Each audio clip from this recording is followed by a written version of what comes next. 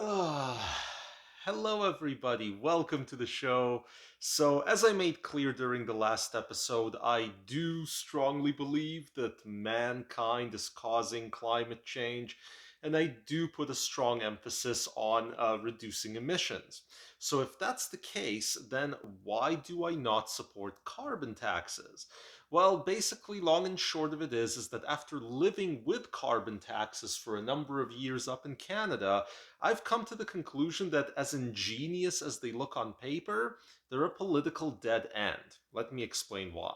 So, first, I understand very well how carbon taxes are supposed to reduce emissions, as explained eloquently by Elon Musk at the Paris summit and many others. So, essentially, there's a beautiful opera going on in the background where, through pricing in pollution, you are encouraging various entities and players to alter their behavior in favor of greener options in order to reduce the cost of this carbon tax that they're being charged. That's all good and well. However, sometimes things that work fantastic on paper fail when they start to meet real life and the perceptions of people who actually have to pay the various taxes that are being asked for here. So in Canada, while there's only been a federal countrywide carbon tax since about 2019, over where I am in the province of British Columbia, there's actually been a tax since 2008. So we're 14 years into it now.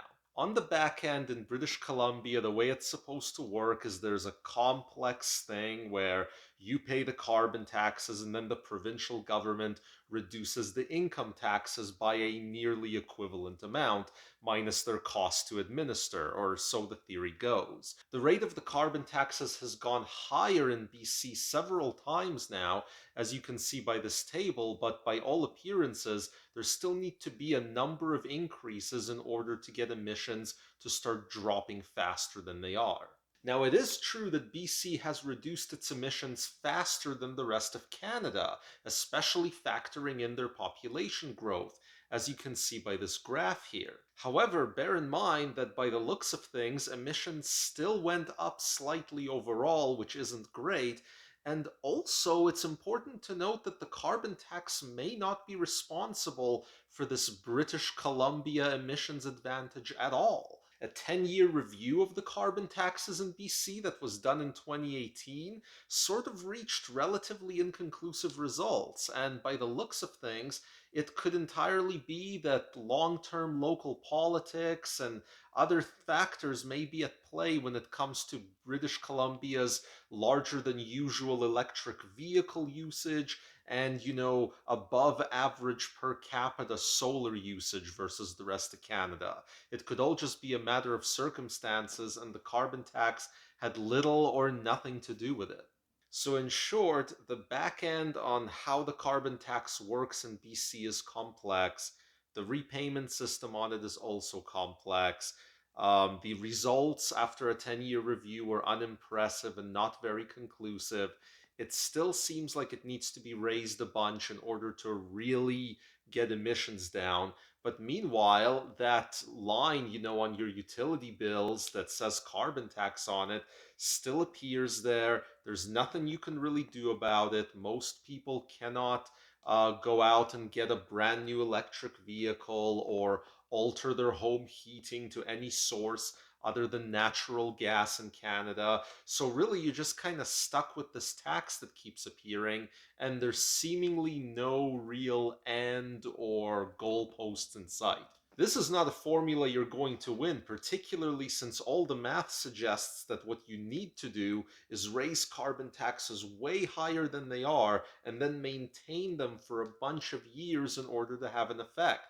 Here in Canada, despite the perception that we'd be so friendly to it, we already have mainstream opposition politicians running on scrapping carbon taxes entirely, and their odds of winning and actually doing it aren't too bad already. Meanwhile, Canadians experience constant reminders that A, our emissions, even in their unedited form, don't amount to much, and there are many countries, especially some of the biggest emitters out there, that have no carbon tax, have no plans to really implement one, and so it kind of feels like you're trying to do this piecemeal thing that isn't really necessarily even going to last, even locally. So, this is all a non starter politically, in my opinion, and I've reluctantly come to the conclusion that carbon taxes are simply not the path to drastically reduce emissions, either in Canada or elsewhere in the world at large.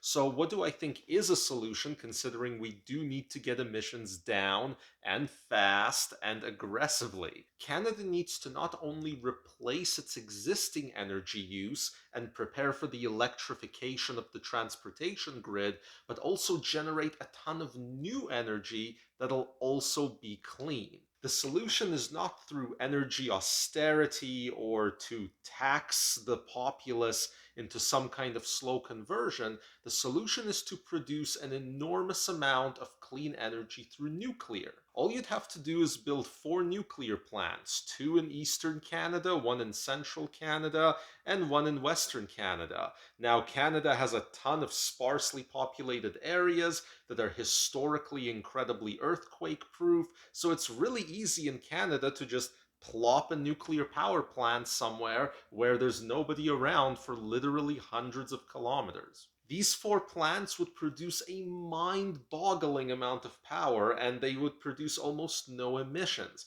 And don't think that their safety level is similar to Fukushima or Chernobyl, which were built in the 60s and 70s, respectively. These plants would A, produce a lot more power, and B, be on far higher safety standards and more difficult to, cause a meltdown or anything like that.